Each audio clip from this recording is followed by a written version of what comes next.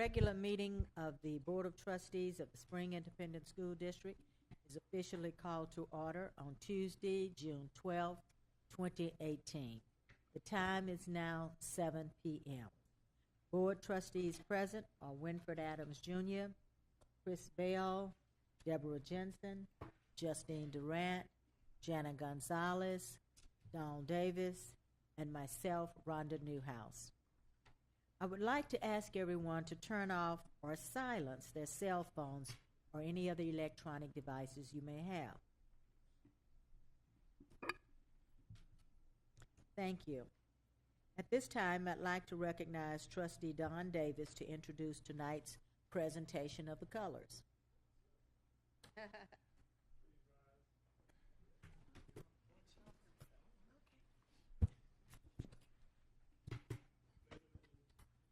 Flag of the United States of America and to the republic for which it stands, one nation, under God, indivisible, with liberty and justice for all. Honor the Texas flag. I pledge allegiance to Texas, one state, under God, one and indivisible. Before you take your seat, I would like to ask that each of you present quietly observe a moment of silence in your own way.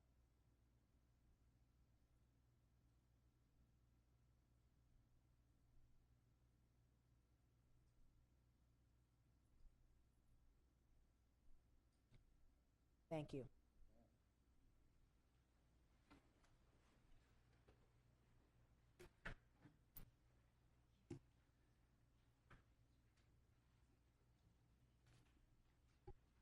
As you know, our students are out for the summer break, so we miss their presentation of colors, Dawn, but thank you for leading us in the pledges.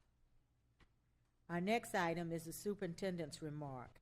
At this time, I would like to recognize our superintendent of schools, Dr. Rodney Watson. Thank you very much, President Newhouse and other trustees. It is indeed a pleasure to be with you all this evening. I have several announcements today and a couple of celebrations that I would like to introduce you to a couple of new administrators new to our district. The first individual shouldn't be new to you. You've seen her before. She was actually a member of Lead Spring. At this time, I'd like to ask Ms. Shimona Eason to please come to the podium.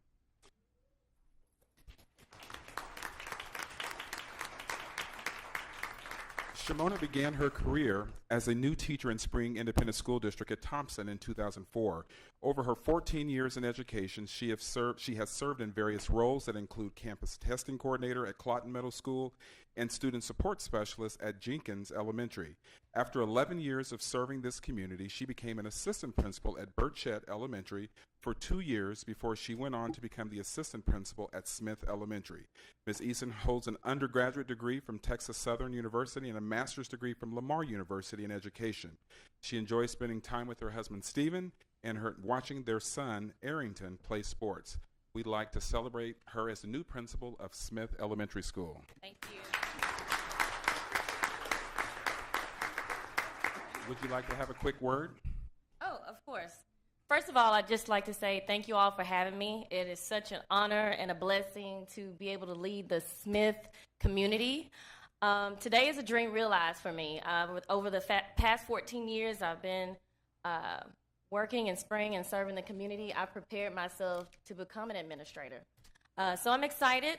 Kim Culley has passed the torch on to me, and it's onward from here. We're going to take Smith from good to great. Thank you. All right. Go Scotty. Next, we'd like to recognize and have Dr. Angeles Perez come to the podium. Ms. Perez has been, go ahead, just give her a round of applause, yes. Dr. Perez has been named principal of Reynolds Elementary, a role that she's going to be using her experience working in both high-performing and turnaround schools to increase family and community engagement, but most importantly, academic achievement. She started her career as a bilingual self-contained teacher in Sheldon ISD. Later, she transitioned to Aldine ISD, where she went on to become the literacy skills specialist, assistant principal, and principal working in Salmons Elementary, Black Elementary, and Goodman Elementary. A Houston native, she holds a bachelor's degree from the University of Houston downtown, master's degree from Lamar University, and a doctorate degree from Sam Houston State University. She's happily married and enjoys playing soccer with her 3 boys. You have any? As well, I'd like to thank you all for giving me this opportunity. I'm very excited to join the Spring ISD family. Just in the last couple days being there, there's true spring pride in everybody that I've encountered. And I'm so excited to join the Reynolds Armadillo family, where we're going to build a very fun learning environment and focus on building a very strong culture of high excellence and high expectations. Thank you.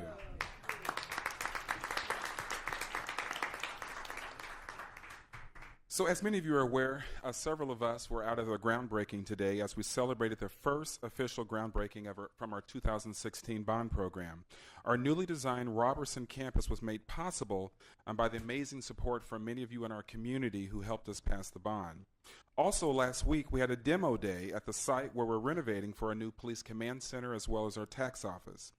It was actually interesting. If you watched this on Facebook, all the trustees were out and they had hammers and our hard hats and they were really going at it with that wall. As we have more exciting bond events on the horizon, please make sure that you stay tuned. Look on our website to see how we're progressing with all of our initiatives. On this past Saturday, the board and I spent a very inspirational day at the Berry Center where we were able to congratulate more than 2,000 Spring ISD students on their graduation from high school. I was most proud not only because we celebrated all the students, but I also had my very own daughter who graduated from Spring High School as well. As we know, graduation is always a good reminder of the work that we do day in and day out, all of the hard work, and so we're extremely excited about our students, and we wish them many blessings in their future.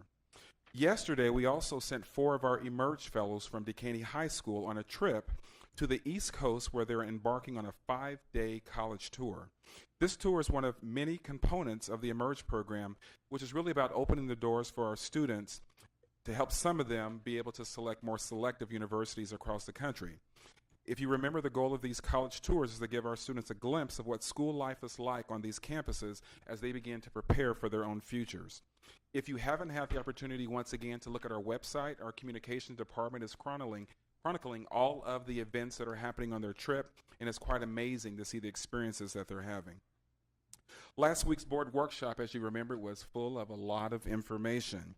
We had an extensive review of our proposed 2018 budget, but more importantly, all of the priorities that make up the budget.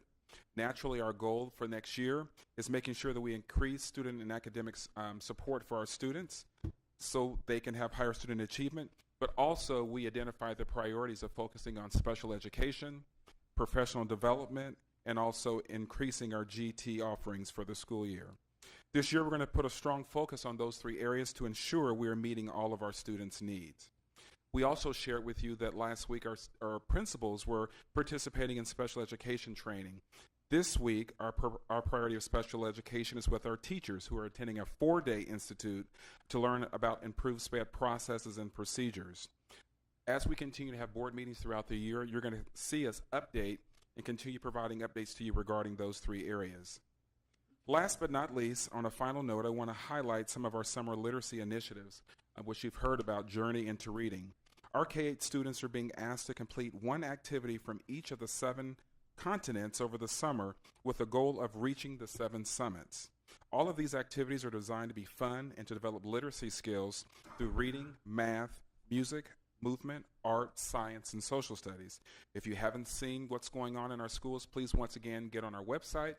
We have several articles that are there chronicling all of the events that are going on in our summer school. So once again, we're very busy, but we're excited about having a great year, and thank you so much for your support. Thank you, Dr. Watson. At this time, I ask the trustees to make remarks, and tonight I would like to begin by making the first remarks, because I see a group of people out in the audience that I would like to recognize. Will the Spring Independent School District Foundation Board members in the audience please stand?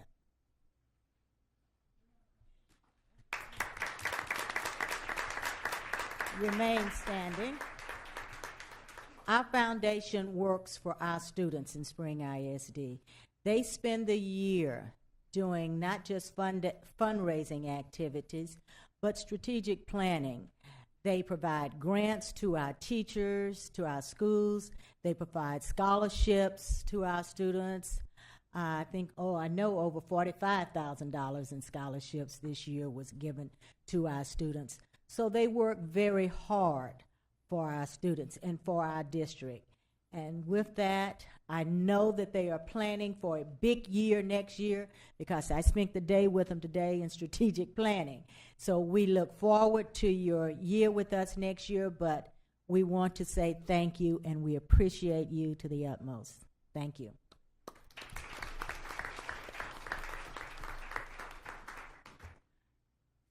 And any other trustee that would like to have a comment, please begin. I want to echo my gratitude to the foundation. Thank you so much for the work you do. I wanted to talk a bit about an institute I attended last Tuesday at the Harris County Department of Education. They held a Student Safety and Discipline Institute, and our own Chief Mitchell sat on the best practices panel and really talked about Spring's vision for making sure our students stay safe and secure, talked about restorative justice and community policing, and had a really good insight into how we can work to try to prevent events like what occurred in Santa Fe and Parkland the last year. So it was a really powerful institute. There were representatives from all over the state there to learn about what we can do to keep our students safe. Just want to recognize, our two new principals are both graduates of two of my schools, Texas Southern and UHD, but I'm just thinking about the students that graduated this weekend, and I know we had one student who's gone to another one of my schools. You'll ask, how many schools did he go to? Xavier, who's getting a full ride, Royce Hooks, I think, from Decaney, who collected $600,000 in scholarship commitments, but Spring does an excellent job, and those who work at our schools do an excellent job in helping our kids get scholarships. I'm waiting to get the final tally, but I'm always impressed with the amount of scholarships and actually the quality of schools that our students go to. Military academies, the UTs of the world, the UHs of the world, and we do a real good job, and our staff, faculty, they do a real good job as well. So I'm waiting to get that final number.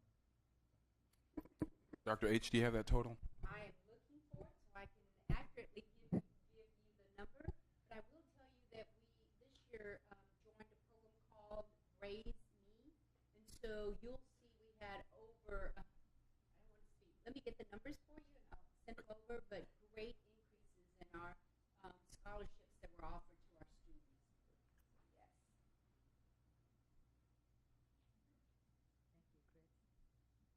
I just want to echo what Chris was saying along with scholarships. Of course, my fraternity, our fraternity in Zion Atlanta chapter, in the Woodlands in this community, we gave 3 scholarships this year, like we always do, to students in Spring. And of course, student Decaney got our top scholarship, of course, and a young man from Westfield and a young man from Spring, all 3 received scholarships from my fraternity.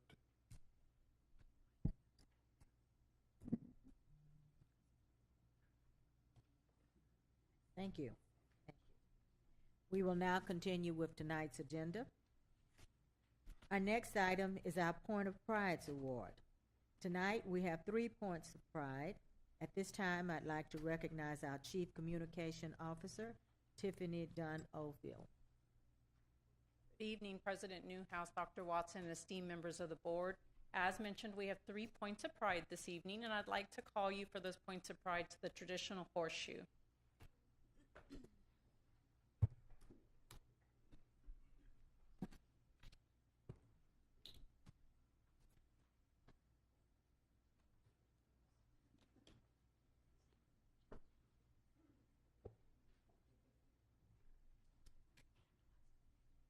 Our first point of pride this evening goes to a young lady from Twin Creeks Middle School.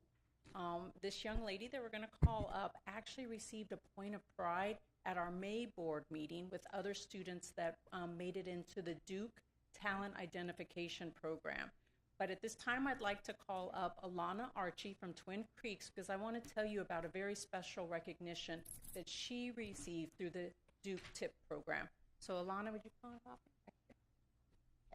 So we wanted to call her back this month because, as you know, the Duke Talent Identification Program tries to identify our most talented students from across the nation by doing above-level testing. And what Duke University says about this is that you wouldn't use a 5-foot measure to measure a 6-foot tall person because all you would know is that they were taller than 5 foot, but you wouldn't know how tall they were. But what we have here standing before us this evening is we have a 7-foot tall 7th grader when it comes to the SAT. Alana participated in the SAT and won state recognition for her SAT score of a 1060 combined score. And I want to give you a little comparison and why we wanted to bring her back for a point of pride.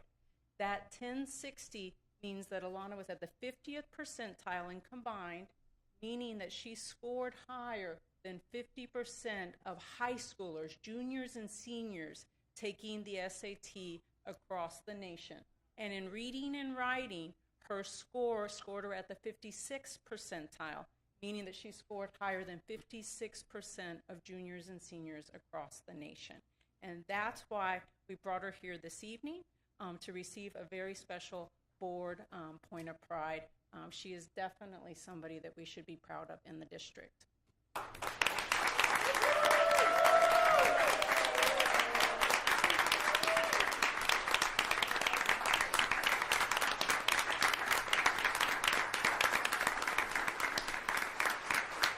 We're going to call her parents up here and her principal, Miss Williams, and I'm going to give our board president, I should have done this before, but I'm going to give her your point of pride.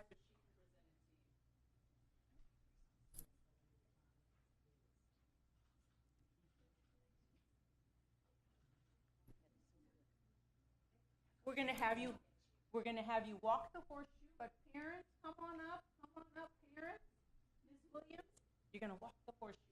Walk around and you shake all the board members' hands. Thank you so much. We're so excited. I do want to let you know Miss Archie is one of our own teachers.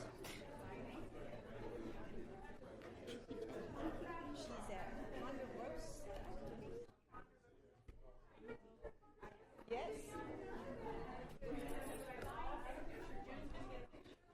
Tell them one more time because I didn't hear you first.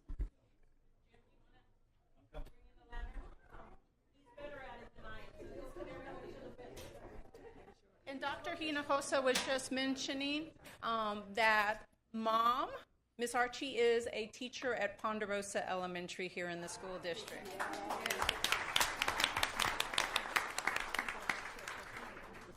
Mm-hmm.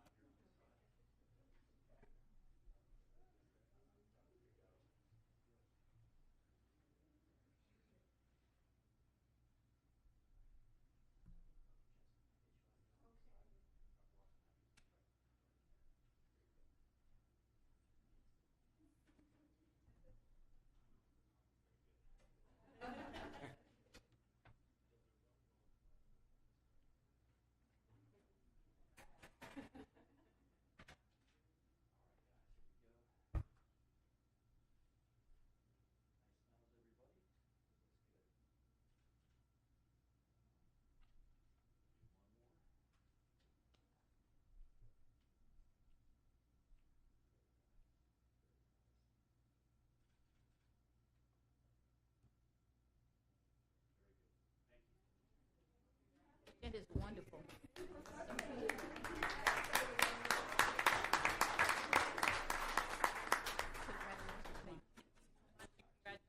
again. Thank you. Oh, are we? Okay, we got two more. Our next point of pride, make sure I'm on the right one. Our second recognition tonight is one that should sound familiar to all of you. At this time, I would like to invite in our audience our Performing and Visual Arts Department to come up to the podium. And I'd also like to invite Dr. Lauren Topek, the chief that oversees Performing and Visual Arts, up to the podium around me. Before I kick off and tell you why they're here tonight, I'm going to let Dr. Topek really quickly introduce her team members. So I'm very excited to introduce, you all know Dr. Joe Clark, our Director of Performing and Visual Arts, our Assistant Director, David Landgrave. I'm very excited that we have members of our music team across the district who are here to support and who are really the pride and joy of why we're here. So our music and choir teachers from Westfield High School, Tiffany Hesser, guys wave when I say your name, Joel Cruz and Danny Gagrate, and also from Marshall Elementary, Linda Hunley, and Marshall Elementary, Kyle Casper. Very excited that we have. So I'm going to read my talkers because I don't want to miss anything. So for the 5th consecutive year, our PVA department has been named to the list of best communities for music education by the foundation of the National Association of Music Merchants. This prestigious list, now in its 19th year, singles out districts who have exceptional music education programs. Each year, the NAM Foundation considers a broad range of criteria from districts across the country. Researchers affiliated with the Music Research Institute at the University of Kansas then review all the data and crunch the numbers. While the program has grown in recent years, so has the competition, with the honor of making this prestigious list still only extended to a very small percentage of U.S. school districts. In a statement from the NAM Foundation announcing this year's awardees, they named a few common traits shared by the winning programs. They included strong, lasting commitment to music education, consistent funding for music programming, incredible music educators, and a supportive community. We're fortunate to have that kind of music education available here to Spring, and the folks in front of us this evening are the reason we have that kind of program here. So they are definitely worthy of the point of pride this evening. Congratulations to all of you.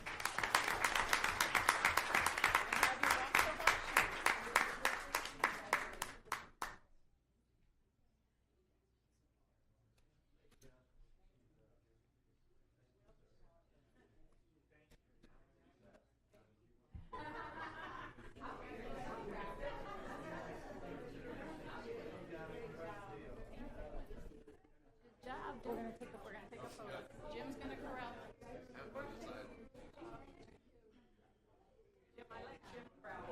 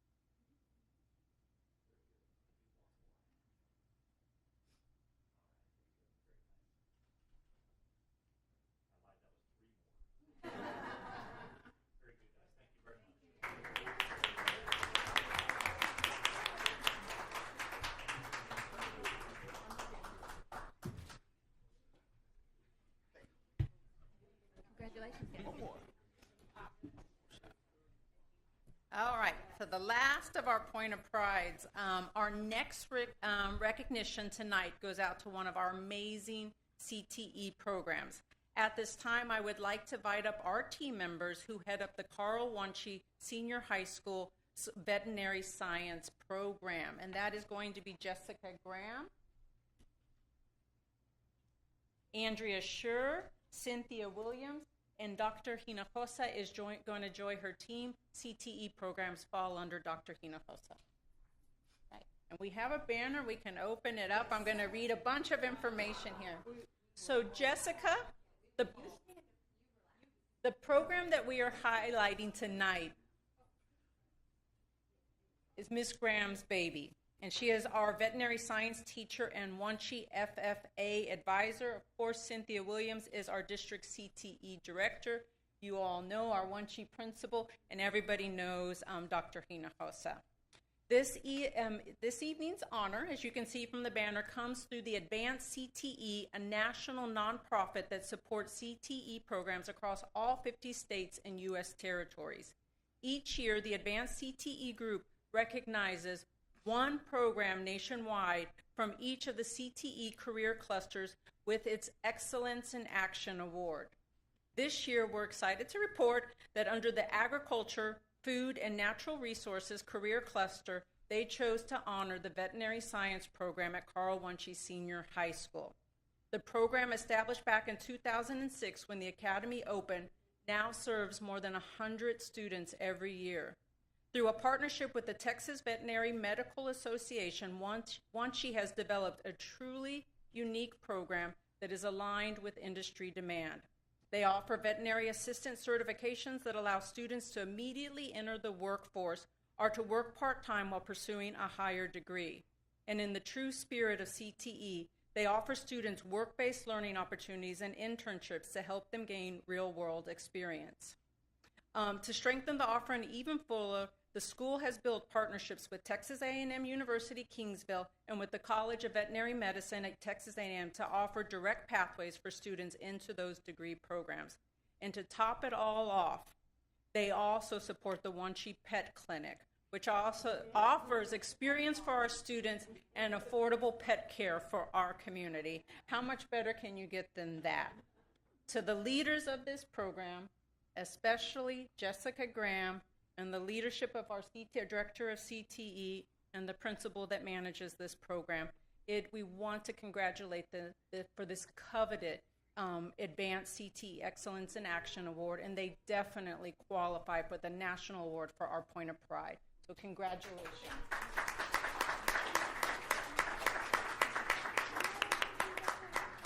You guys have to walk the horseshoe, walk the horseshoe.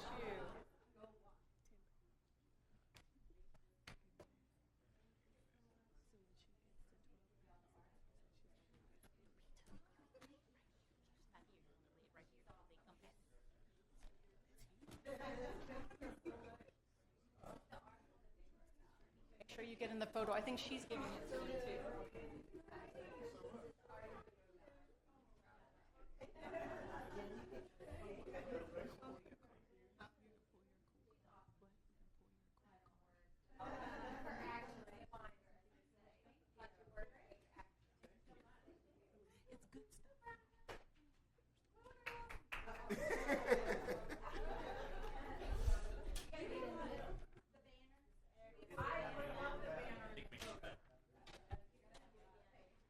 And we have to show the Point of Pride and the banner. We're going to put the pictures.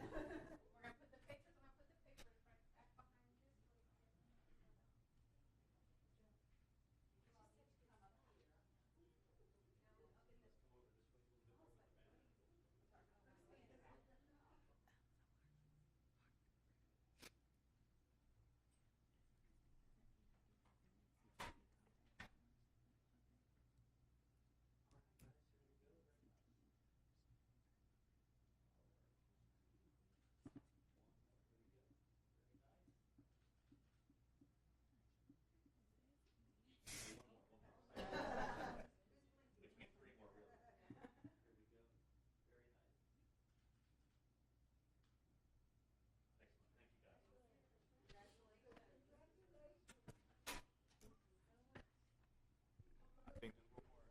Congratulations again.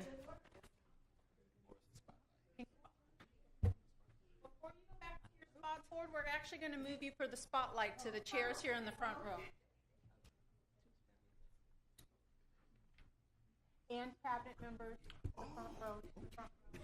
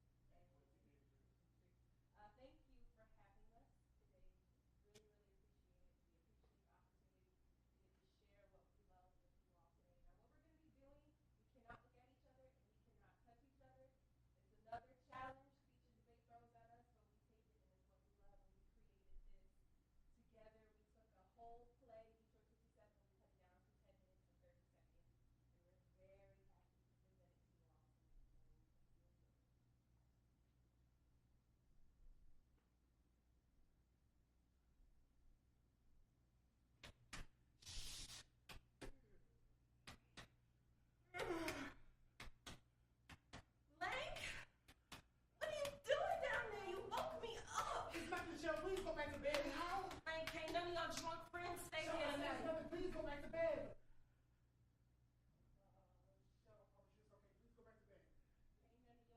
You don't have to go in there. It's okay. Please go back to bed. No, you can't go in there. It'll be okay. No, we just. What?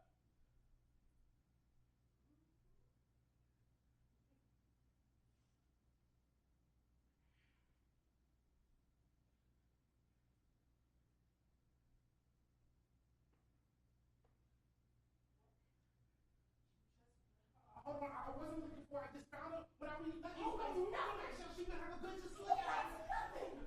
Well, you better start explaining real good. Woman, is doing here in this hour because you don't know what your ass is my prison. Hey, Michelle, just give me a chance to explain.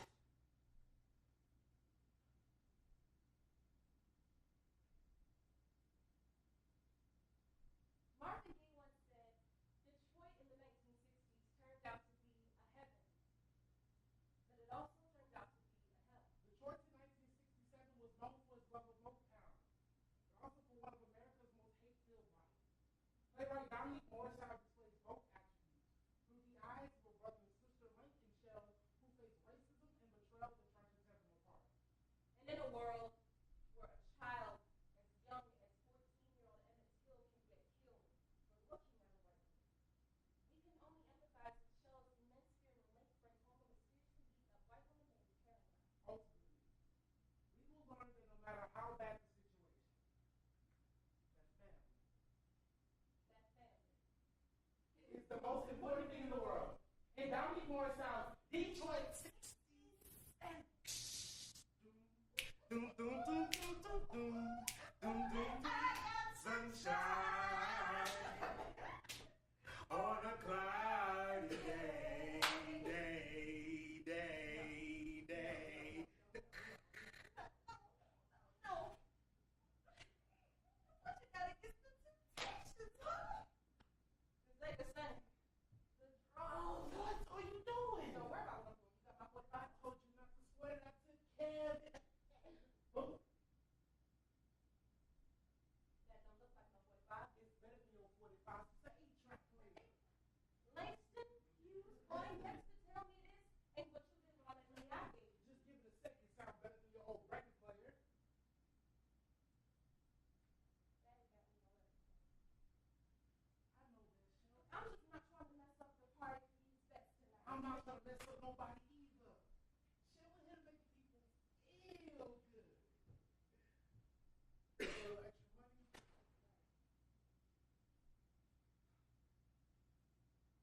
Say, Shell. What?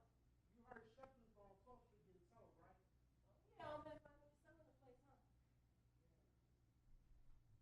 Is that why you got this little 8-track player? What's some kind of bar? Not just some bar of our own. No. Come on, Shell, just think about it for a second. Well, ain't nothing to think about. I just said no. Give me something to be legit. That's not something I want, Link. I don't want to waste mom and daddy's hard-earned money on no hustle. That's all the bar is. Hustle on the book. And can't you see I'm trying to invest this money into something more and make it better? I don't want to waste our future away on the bar. I want something I do stable. too, Shell. Then promise me, like, promise me you're not going to throw all of our money away on this little deal. Promise me you're going to hold this family together and that you're not going to get into what this is doing next.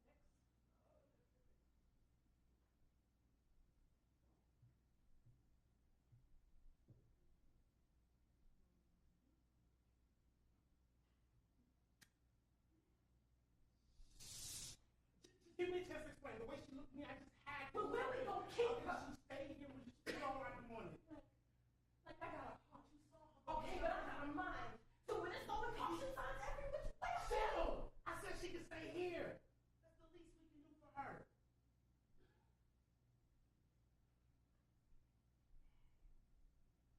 Caroline Wilkin? Yeah, she just getting on her feet. But whatever she do, we'll have this place packed tonight. Folks can't wait to be served right now. She still ain't told you nothing? She ain't said much. Now I think she's in trouble. Well, if she in trouble, we in trouble too. I told you that. Shell, she worried about something. I don't know what or who, but that trouble from the other night, it ain't over yet. Shell, I can't even walk down the street while the pigs flashing their lights in my face. Well, Shell, that's all I know. Ain't no mountain high. Ain't no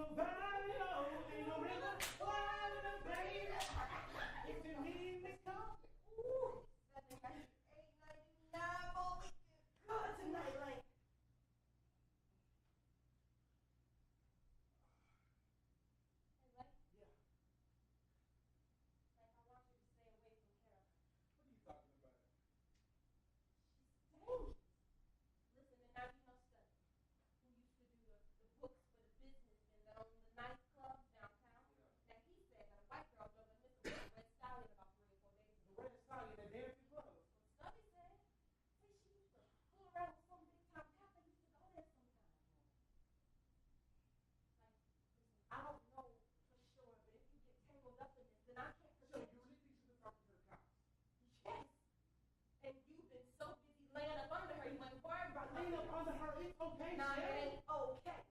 Ever since she's been here, it ain't been okay. I knew that little girl. She's not trying to cause any trouble. That's all she's been this whole time.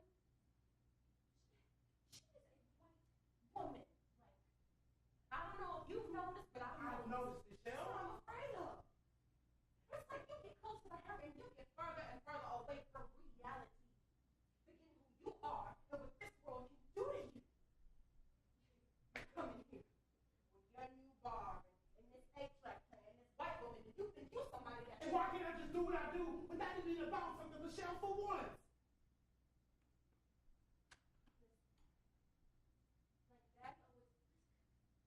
Like Daddy always told me, it was my job to protect you against anybody who tries to mess with you. Like you are my baby brother. We are tied together as community.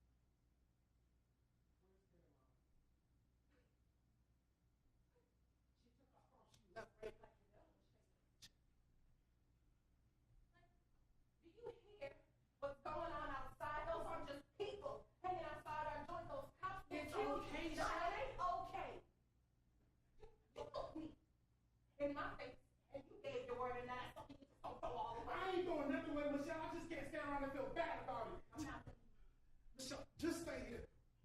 I'm gonna take care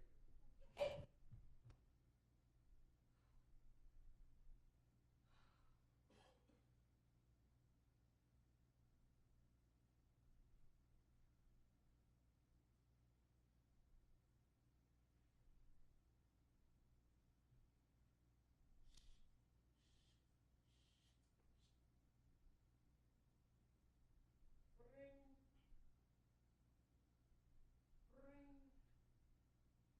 reclaim.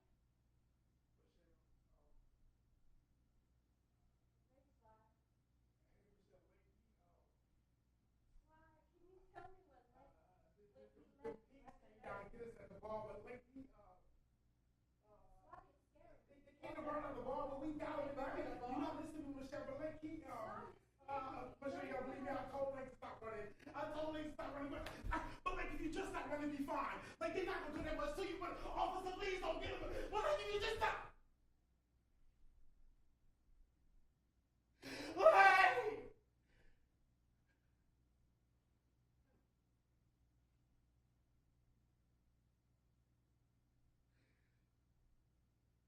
I'm so sorry.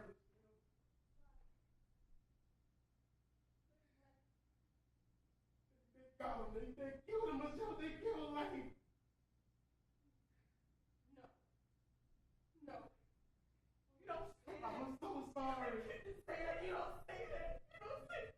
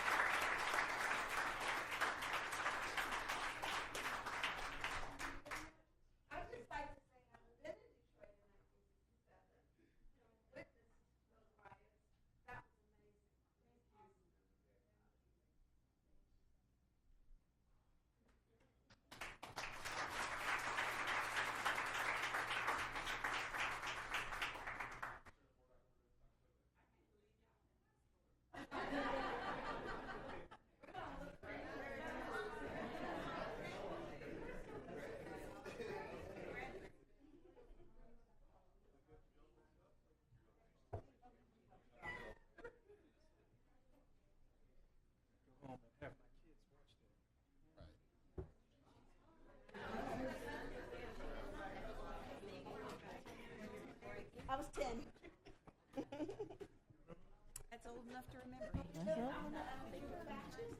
Wow. I got the.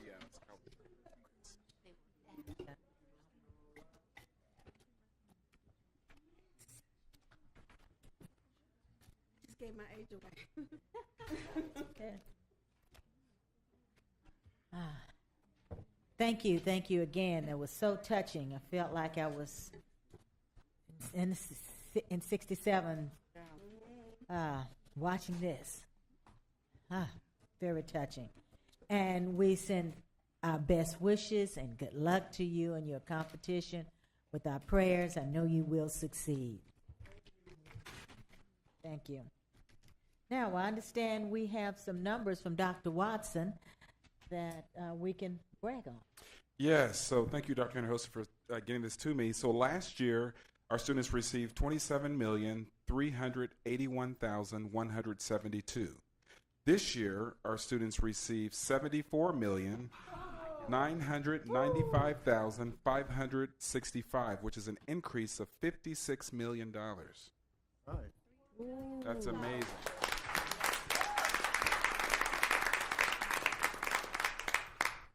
Wow. What are some Wow, of the things that that helped that increase? Dr. Hannah, who's going to talk about Raise That Me? Sure, it's an organization. Look it up. It's called Raise.me or Raise.me, and it is a partnership with local, state, and out-of-state universities. And so the students this year, we had the opportunity for the partnership. Dr. Watson brought that opportunity to us. College readiness counselors got it to the students. The students log in, and they can start as early as their freshman year.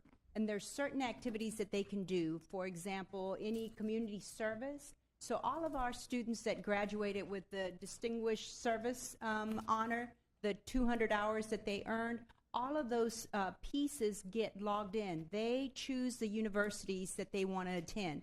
For every community service project that they do, for every award, those universities are awarding them scholarship money. And so a student may apply for the scholarships maybe at 5 different universities and then choose the university where he's earned more of their in-house scholarships. So Texas Tech University is one. Tech was one that for this year we had more students going to Tech than we've had in the past. And so the students are able to earn as early as their 9th grade year and continue to earn throughout. And then, of course, we had very excited to have a lot of our students that are going into the military with full ride scholarships. And you also this year saw we had more out-of-state students that applied and were accepted into the university and then received full ride scholarships. So we're very excited. And the students were turned on with Race.me because they can see it tallying up as they go along. So it pushes them to do more versus just writing an application, sending it in, and waiting and not knowing. So it's everything that they do that gets tallied up and earned along the way. They use Naviance to keep up with the scholarship opportunities. So, yes. Wonderful. Thank you. Thank you. And this information, I'm sure Ms. Oakfield will make sure that the community is aware. Absolutely. My team is saying we got to do something with this. We got to do something special with this. Yes, thank you. And now, for our next item, I'd like to recognize our Chief Financial Officer, Ann Westbrooks. Thank you, President Newhouse. Good evening, Dr. Watson and members of the board. Our first item that we have tonight is the portion of our budget that's set aside for the Student Success Initiative. And as is required, before approving any other expenditure, we must set aside a portion of our state compensatory education funds that will be used to sufficiently support the cost of additional accelerated instruction for our students who fail to perform satisfactorily on their end-of-course exams. And as a part of the 2018-2019 proposed operating budget, we have earmarked $340,000 for tutorials and additional services that our students may need. And so tonight we're asking, before approving any other portion of the budget, that you all approve this set-aside portion using state compensatory education funds for that purpose. I will now entertain a motion that the Board of Trustees adopt the 2018-2019 Spring Independent School District budget for Student Success Initiative and Accelerated Instruction as presented by the administration. I move that the Board of Trustees adopt the 2018-2019 Spring Independent School District budget for Student Success Initiative and Accelerated Instruction as presented by the administration. Do I have a second? It has been moved by Deborah Jensen and second by Justine Durant that the Board of Trustees adopt the 2018-2019 Spring Independent School District budget for Student Success Initiative and Accelerated Instruction as presented by the administration. Is there any discussion? Hearing none.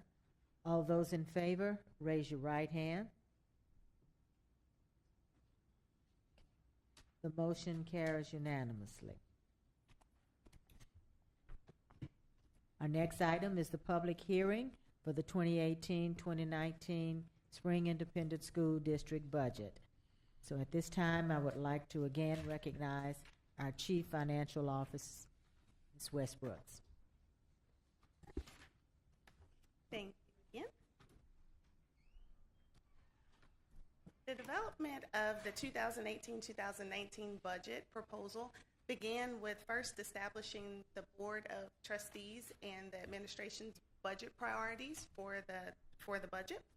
And so our priorities for this process were to continue the already established student and staff attendance incentives, as well as continuing to offer a competitive compensation package, continuing our focus on restorative discipline, establishing a dual language program, and prioritizing funds that are needed out of the maintenance and operations budget as a part of the 2016 bond program, and also providing additional support to our targeted subpopulations, which includes special education and gifted and talented. And those priorities are being funded through our general fund budget. Being funded out of our federal funds budget, our priorities are a continued focus on professional development, but expanding that focus to include some targeted professional development that will help build our teacher capacity, as well as continuing our literacy initiatives that have already been established. And using our bond fund program dollars, we are also funding several safety initiatives as a part of this 18-19 budget. So as is true with any budget that's being developed, there's always some assumptions and some estimates that are required in order to start developing the budget. And so our revenues are primarily provided to the district based upon our student enrollment, and then of course based upon our taxable value base. Our enrollment going into 2018-19 is projected to decline by about 1.67%, and that is based upon enrollment projections that were created with our outside demographers as well as our internal research and development team. And we're looking at a projected enrollment of 35,532 students next year.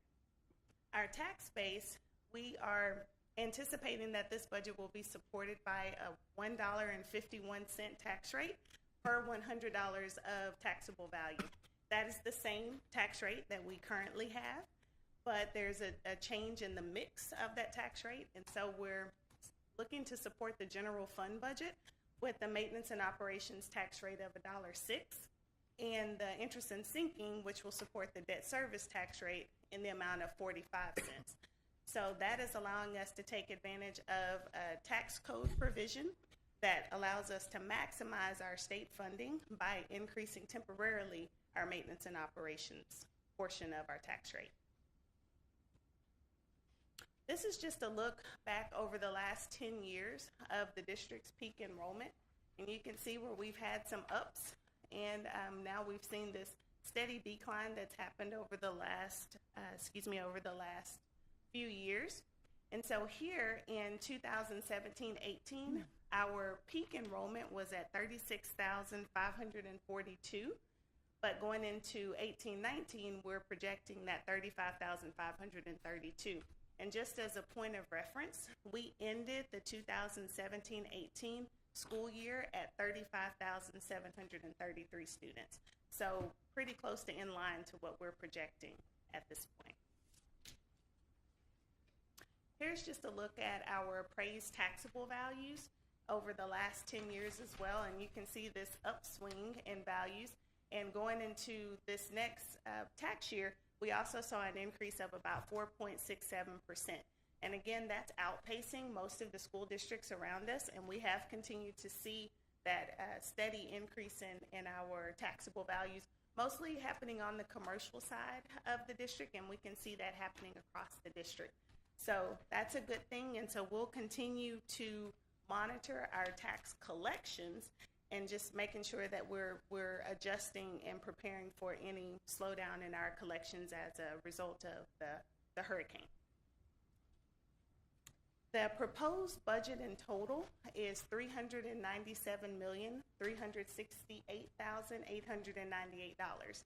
And of that, of course, our general fund is the largest, and that's $312,405,078.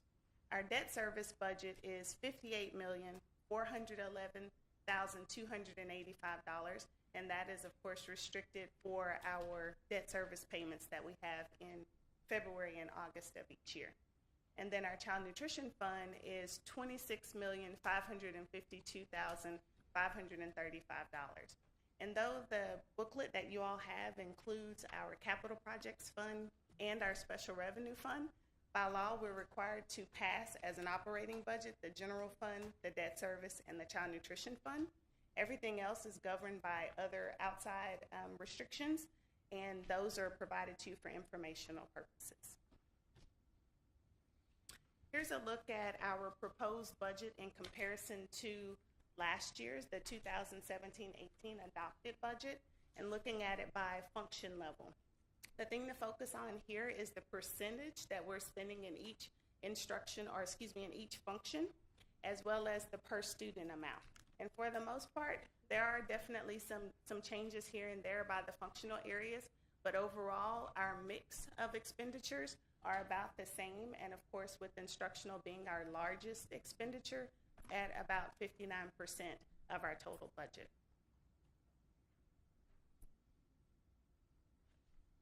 This is a look at the mix of our general fund anticipated revenues. And so you can see that our the state aid, which is the part that's based upon our average daily attendance, our enrollment, is making up just under 54% of our total revenues. And then the local portion is 44.5%. Now, just as, again, a point of reference, when I look back about 9 years ago, when we prepared our 2010-2011 budget, the state's portion of our total revenue was at 68%, and the district was only picking up about 31%. So that's just to say that over the last several years, the local share of the total cost to educate the students in Spring ISD has continued to rise, which means our taxpayers in our community is picking up a much larger share of the total cost of our education of our students than they have over the last several years.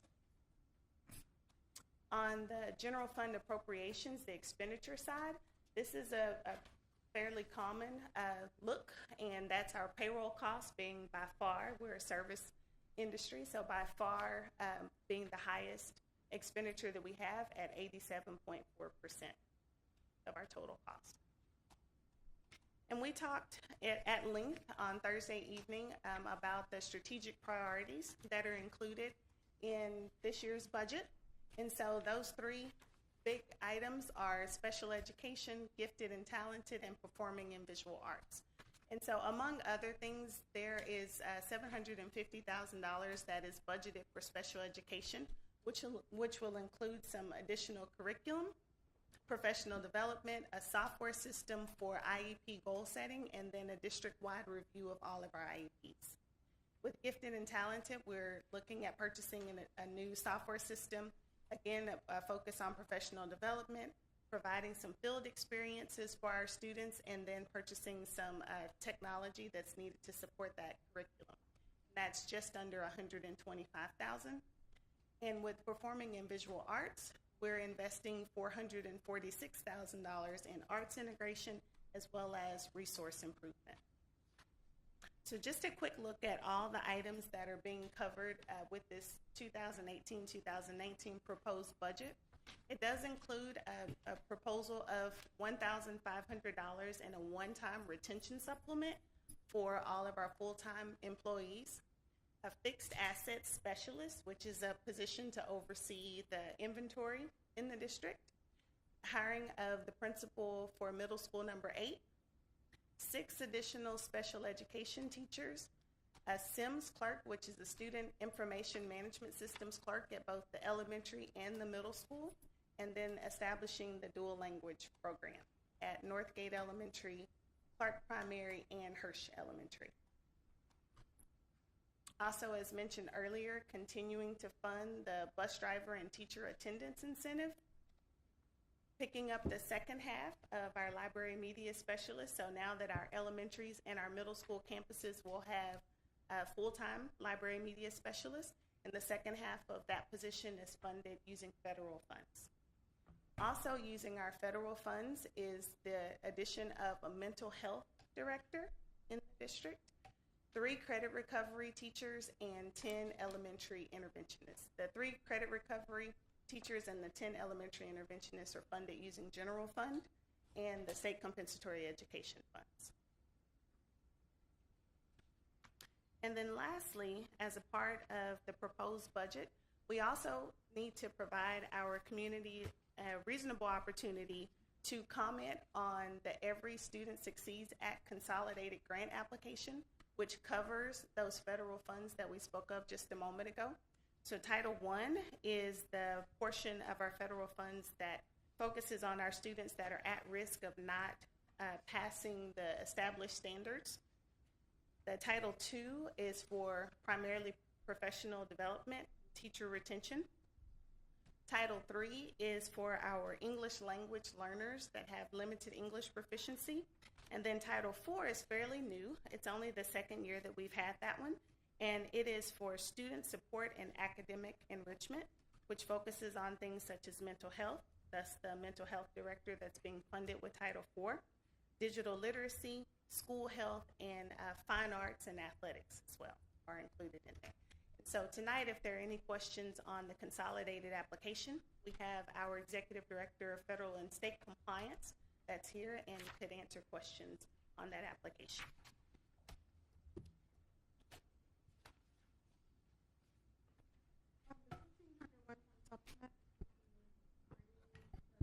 All employees? It is for, the $1,500 amount would be for full-time employees, and that is identified as employees that are work a schedule of 20 hours or more per day or per week, and then $750 for our half-time employees who work about 20 hours per week.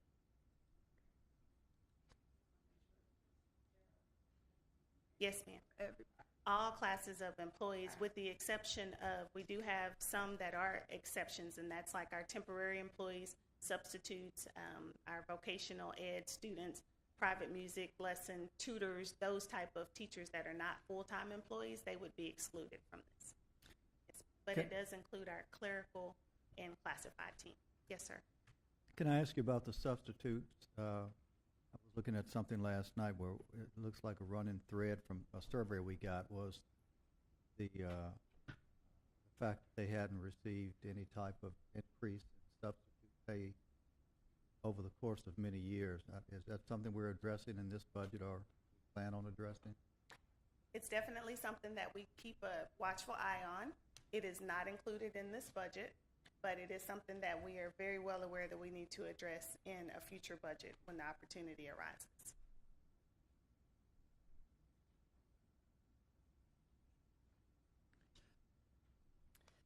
On the performing and visual arts, the $446,528, is some of that being funded with the Title IV?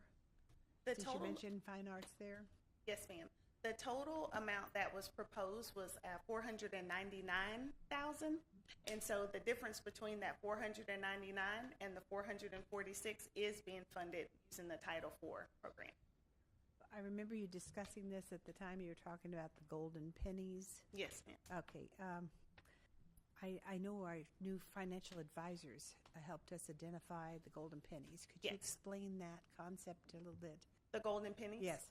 Yes. And so as part of the tax code, it allows when a school district or is in an area that suffered something such as a hurricane or a tornado or a catastrophic event, that portion of the tax code allows school districts to increase temporarily for 1 year their maintenance and operations tax rate without a rollback election in order to address the needs that arise as a result of that catastrophic event, which in our case is Hurricane Harvey.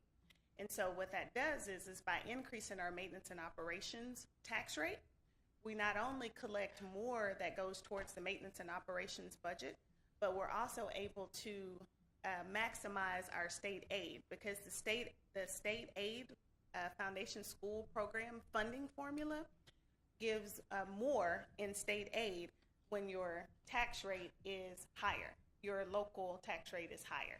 So the compressed tax rate is $1.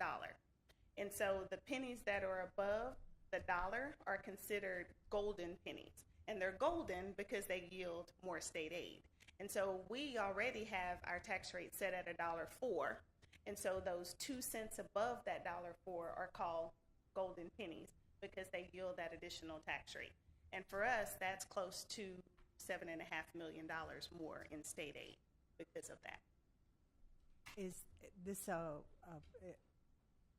expected to be a 1 year?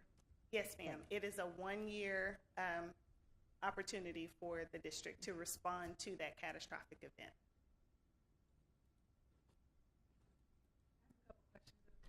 Ask and answer. Yes, ma'am. We'll ask again. On the actual proposed budget page, the percentages look pretty consistent, but under community service and actual facility acquisition construction, there's a big dollar difference, even though our percentages are the same. Can you help me understand why it's that way? With the community services, that has to do with our Smart Starts program, which is now being funded through Title I, which has community services and a parental involvement component. And so we were able to fund that program and expand that program using Title I funding. Yes, ma'am. And the other one you asked about was? Facilities acquisition. Double. Even though it's still 0.1% on both of them. And that is our Function 80. I'm trying to think of what was specific that changed in that category. I think it probably just has to do with our facility services department and maybe where some funds were allocated, because that's typically where that little pot of money is, and that's our Function 81. So Mr. Miranda's giving me a side eye. So that's off the top of my head. But because that's where the majority of our Function 81 expenditures are, but I can get you an exact answer on what we added there. The percentage Maybe is the not. same, it's just strange the dollars are so different. Yeah. That's all. And I know But you that's can tell me usually why. what's there is renovations and things of that nature is what's usually paid out of that pot of money. And then we got a great presentation around our new Sims clerk. But will they be doing anything as it relates to data, to the campuses? Yes. That's, okay, that's where PEEMS. That's one of their primary Total job functions. That's a total job Just description. want to make sure we Yes. have there, that's what I'm. That's it for my questions.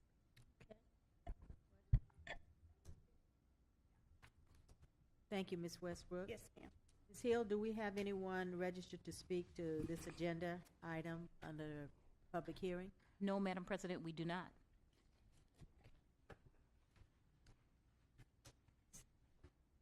As there are no identified speakers, let us continue with tonight's agenda. I will now entertain a motion to adopt the 2018-2019 Spring Independent School District budget as presented by the administration. I move that the Board of Trustees adopt the 2018-2019 Spring Independent School District budget as presented by the administration. Do I have a second? Second. It has been moved by Winfred Adams and second by Jana Gonzalez that the Board of Trustees adopt the 2018-2019 Spring Independent School District budget as presented by the administration. Is there any other discussion? Hearing none, all those in favor, please raise your right hand. The motion carries unanimously. That hard work and it just goes by so quickly. Just want to commend Westbrook. A great job, an amazing job. Always answer all my. Except that one, I'm going to get you an answer to that one. Judge Palmer. And with that, I appreciate you for saying those kind words, and I do thank you. But I do want to brag on my team for just a second, because I do have this person who will probably swing at me for putting her on the spot. But she's quiet as a mouse, but is right alongside me throughout this whole process, and that's our budget manager, who I was mouthing to from here, asking her about Function 81, and that's Alicia Kennedy, our budget manager.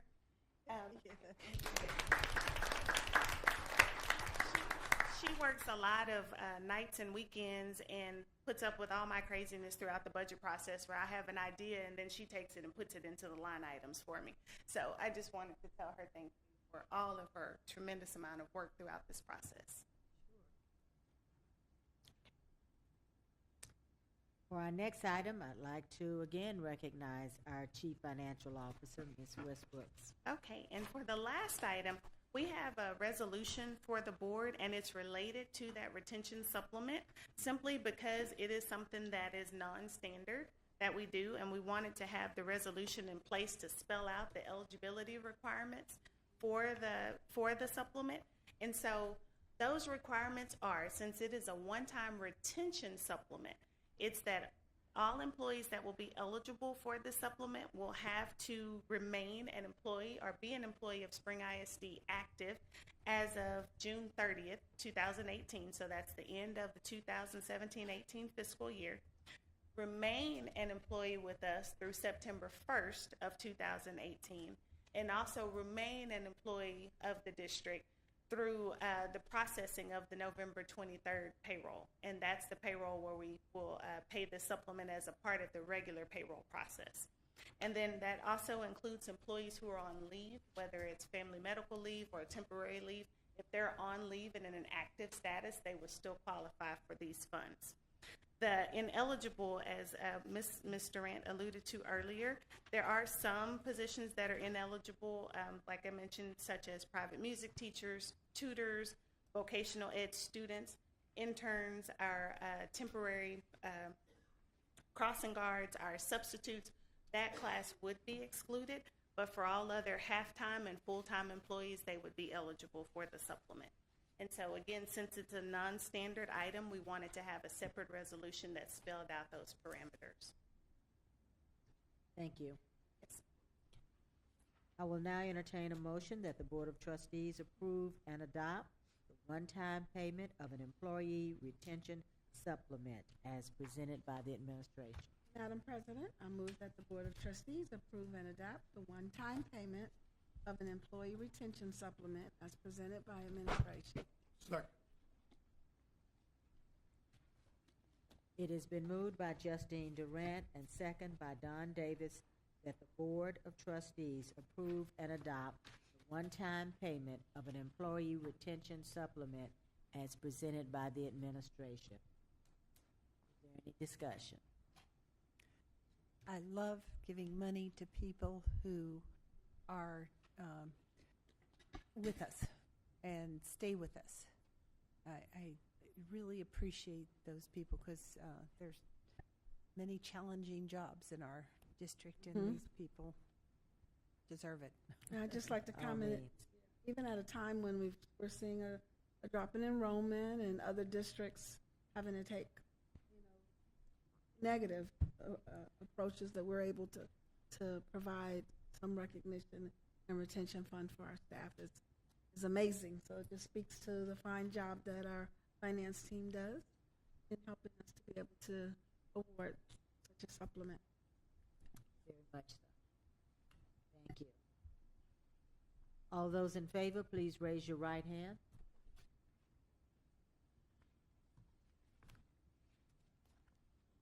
The motion carries unanimously. Thank you, Ms. Westbrook. Our next item is the public hearing for the 2018-2019 optional flexible day school day program. This time, I would like to recognize our Chief of School Leadership and Student Support Services, Dr. Lupita Hinojosa. Thank you, Ms. Newhouse, Dr. Watson, and members of the board.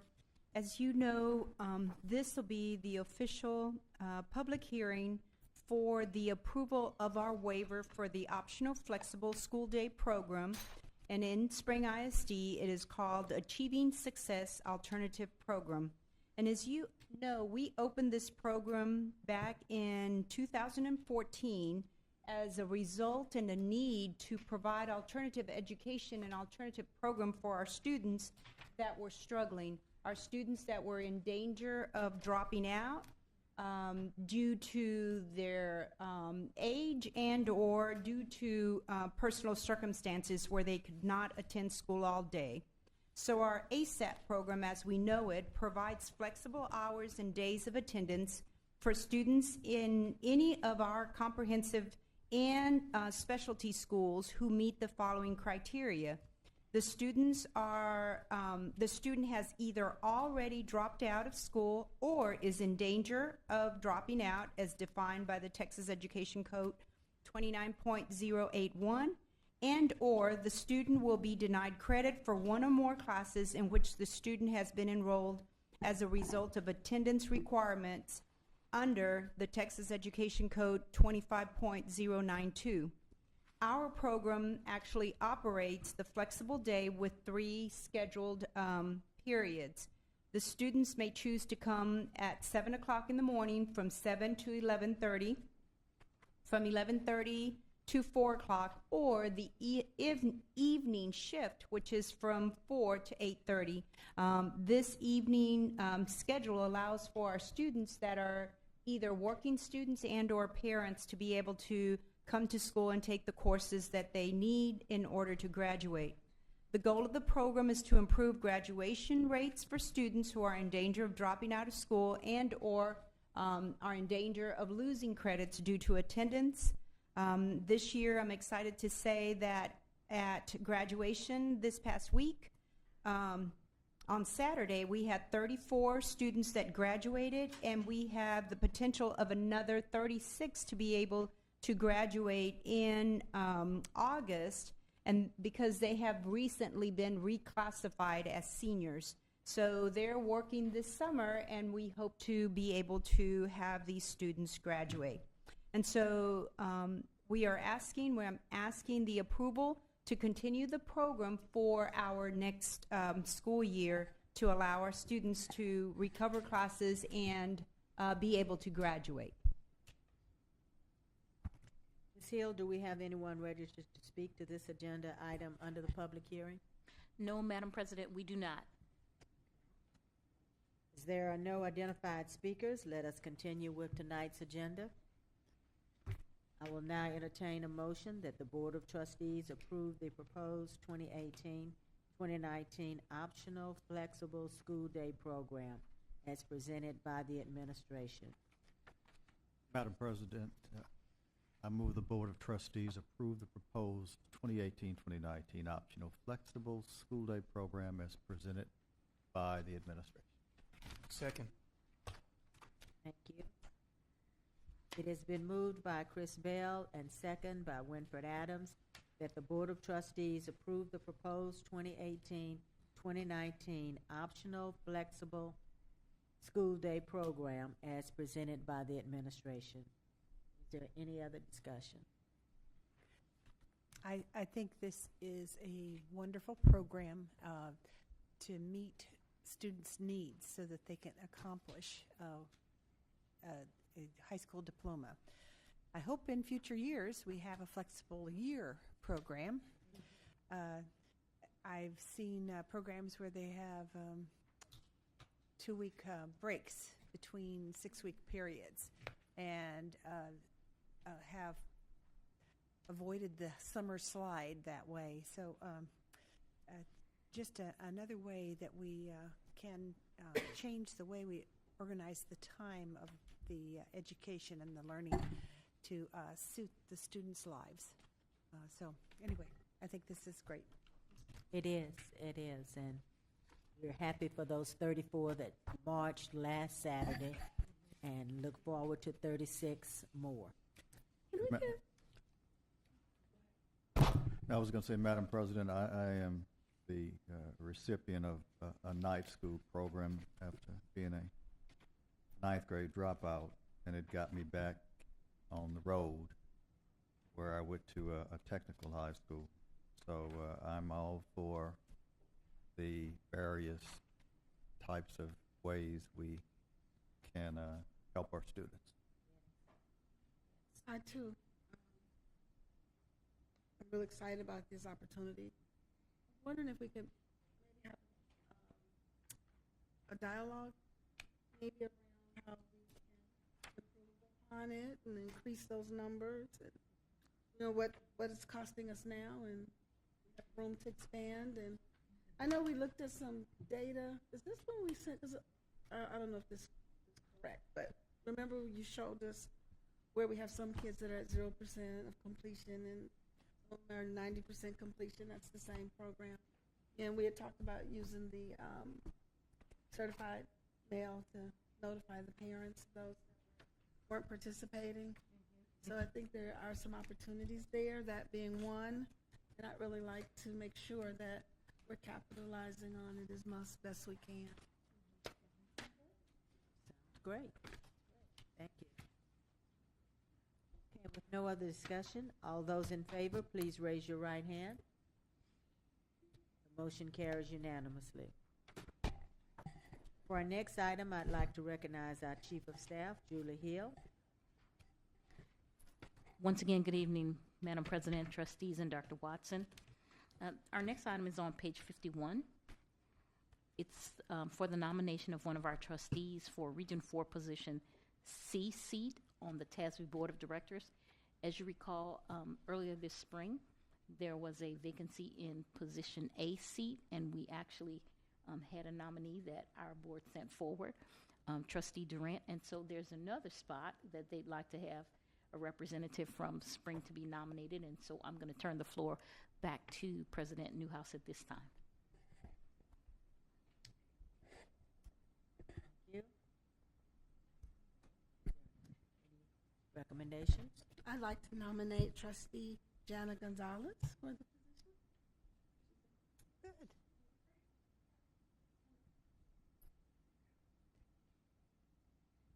I just always wanted to make sure the nominee knew about this. Oh, I asked her first. Okay, yes. Second. Okay. Looking at Jana's smile and nod. I'm honored. Thank you. So, actually, since Winford quickly said second there, I'm going to go on and say I'll entertain the motion that the Board of Trustees nominate Jana Gonzalez for Region 4, position C, seat of the TASB Board of Directors. And it has been moved by Justine Durant, second by Winfred Adams, that the Board of Trustees nominate Jana Gonzalez for the Region 4, position C, seat on the TASB Board of Directors. All those in favor? I want to, can I have a discussion? Yeah. And then, just want to get a clarification. I know, Trustee Durant going for A Okay. and position C. Do you think it's favorable to have two people? Remember this conversation? I think it's favorable to have two people be the same time. They had to go out and they have to get support and endorsement from other districts and so forth. I just want to make sure that we're doing the right thing to make sure at least one of our persons that we nominate, get elected. Not going against the process. Yes, according to the statement that Ms. Hill just made, that it was coming from the TASB board, that we have a second. That is correct. They've given us another opportunity to have another nominee come forward from Region 4. And so if it's being made available, we might as well throw our ring in the hat in the ring if you want to. Yeah, I think I hear what Donald is saying, but I think we're all leaders and we need to aspire for leadership opportunities when they come up. So if we have two people who are interested, yeah, good point. Madam President, if I could also add, one of the reasons we brought this to you tonight is because there is a deadline for getting the application in place, and it's during the summer, so we don't want to miss it, and we want to make sure we maximize your opportunity. Okay. And Dawn, you and I are both running for the Legislative Action Committee for TASB as well. So hopefully Spring ISD will have a strong I hold. withdraw my name. Oh, you did? Yep. Oh, darn. Okay. I just like that Spring is out there starting to assume leadership positions. And it also gives us an opportunity to let our voices be heard. Right now, public education has a bit of a struggle, especially with our legislators in Austin. And so the more we can participate and be visible and be heard, I think, the better. All those in favor, raise your right hand. The motion carries unanimously.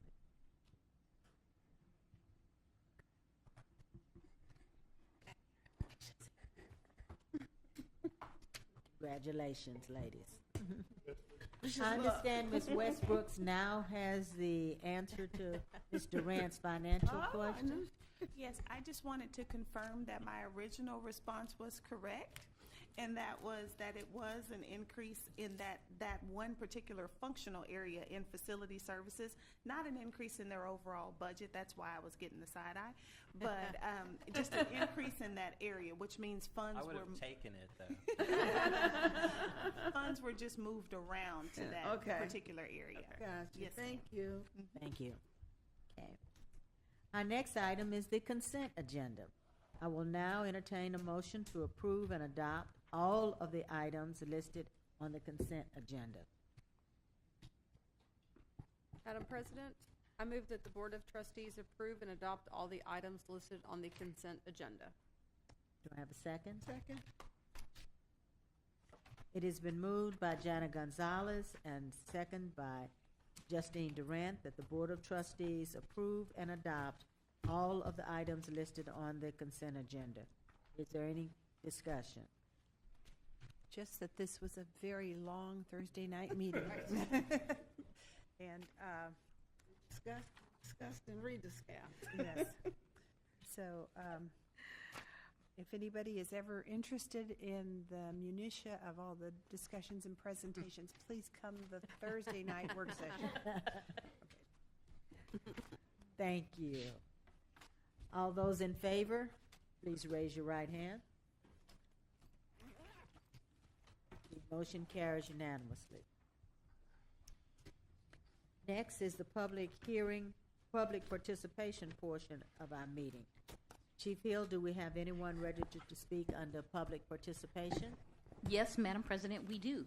We have one speaker for tonight, Debbie Townsend of 2323 Cypress Tree Drive, 77373, who is here to speak on thanks for making elementary librarians full day.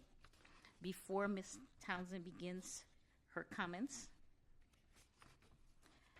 I'd like to just repeat the guidelines. Ms. Townsend, you can come forward and I can speak directly to you since you're our sole speaker tonight. The board invites interested citizens to address the board on any subject that they desire, other than allegations concerning the character or capability of any board member, staff member, citizen, or student of the district. The board provides an opportunity on the agenda for citizens to address the board, and we welcome your participation. The board will listen and will not interrupt unless the person addressing the board infringes on the guidelines as stated previously or exceeds the time limit authorized for the presentation. And in this case, you will have 3 minutes to present. Mr. Sheffer will keep time, which will be displayed on the monitors. According to the law, the board may not take any action on an item that is on the agenda. The board will not debate nor respond to any question during the meeting in order to research the question thoroughly before replying. The board will seriously consider the matter brought to its attention and respond appropriately. Also, according to law, it is a criminal offense for a person to obstruct, prevent, interfere with, or disrupt a lawfully called meeting through physical action or verbal utterance. Citizens are requested to supplement any oral address to the board with a written summary of their presentation and any recommendations they may wish to suggest. We thank you for your concern regarding our district, and we will hear from you now. Thank you for making all our librarians full-time. This is something very near and dear to my heart. As an 8-year library volunteer at Hirsch Elementary, I know firsthand how important it is to have a full-time librarian at the elementary level. It's in elementary school where our kids begin to learn how to use a library. If they have to wait till they get to middle school or high school to learn to use the library as a research tool, it's too late. They're already behind. Having librarians full-time at our elementary schools means those librarians will once again have time to teach our kids all the ways of using a library, something they simply didn't have time to do when they had to split their time between schools. That's all I got to say. Thank you, and I have a handwritten version of that. Thank you. Thank y'all. Thank you, Ms. Townsend. The Board of Trustees will now recess this open session and convene in a closed meeting in accordance with the Texas Open Meeting Act, Section 551.071, for the purpose of a private consultation with the board's attorney on any or all subject or matters authorized. Texas Open Meeting Act, Section 551.072, for the purpose of discussing the purchase, exchange, lease, or value of real property. Texas Open Meeting Act, Section 551.074, for the purpose of considering the appointment, employment, evaluation, reassignment, duties, discipline, or dismissal of a public officer or employee, or to hear complaints or charges against a public officer or employee. No voting will take place in the closed meeting. Any action the board wishes to take as a result of discussions in the closed meeting will take place after the board reconvenes in open session. The time is now 8:44 p.m.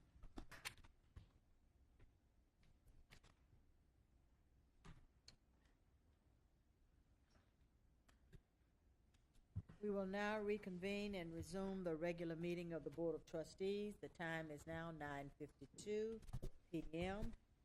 We will now address the items discussed during closed session. Are there any motions? Madam President, I move that the board authorize the superintendent to give written notice to Cecilia Keys that a proposed action to terminate her probationary contract is pending before the Board of Trustees. Do I have a second? Second. Okay. It has been moved by Wilfred Adams and second by Jana Gonzalez. All those in favor, please raise your right hand. The motion carries unanimously. Are there any other motions? Madam President, I move the board authorize the superintendent to give written notice to Daniel Steffen that a proposed action to terminate his term contract is pending before the Board of Trustees. Second. It has been moved by Jana Gonzalez and second by Will Adams. Do we have, all those in favor, please raise your right hand. Motion carries unanimous. Are there any other motions? Madam President, I move that the board rescind its action to terminate the probationary contracts of the following employees, Ryan Kirby and Amanda Volney, and accept the employees' resignations. Do I have a second? It's been moved by Debbie Johnson and second by Justine Durant. All those in favor, please raise your right hand.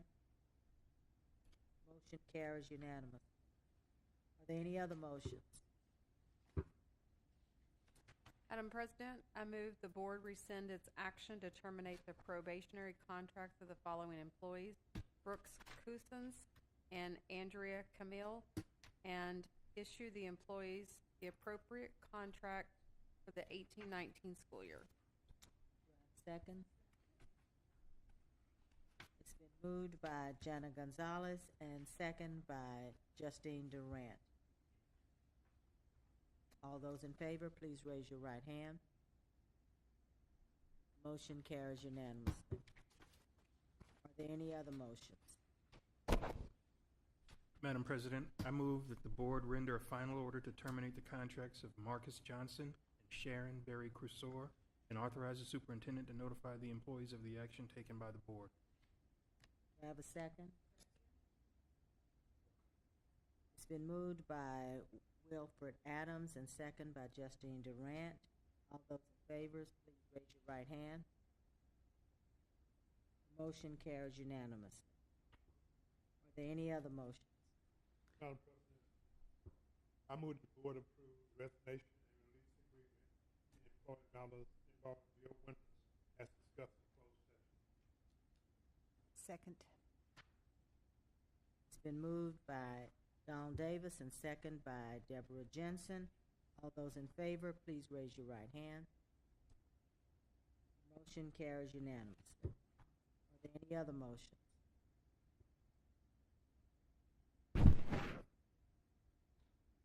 I move that the board approve the resignation and release agreement in the employment matter involving Tony Ruiz as discussed in closed session. Second. It's been moved by Deborah Jensen and second by Donald Davis. All those in favor, raise your right hand. Motion carries unanimously. Are there any other motions? Madam President, I move that the board approve the resignation and release agreement in the employment matter involving Loretta Davenport as discussed in closed session. Second.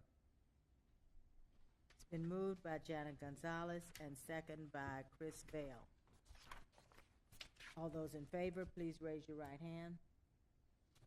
Motion carries unanimously.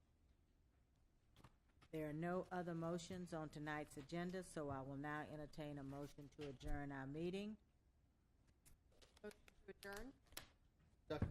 Been moved by Jana Gonzalez, second by Chris Bell. All those in favor? Hands up. Raise your right hand. Get out the door. The motion carries unanimously. There will be no further business, and this meeting is officially adjourned at 9:57 p.m.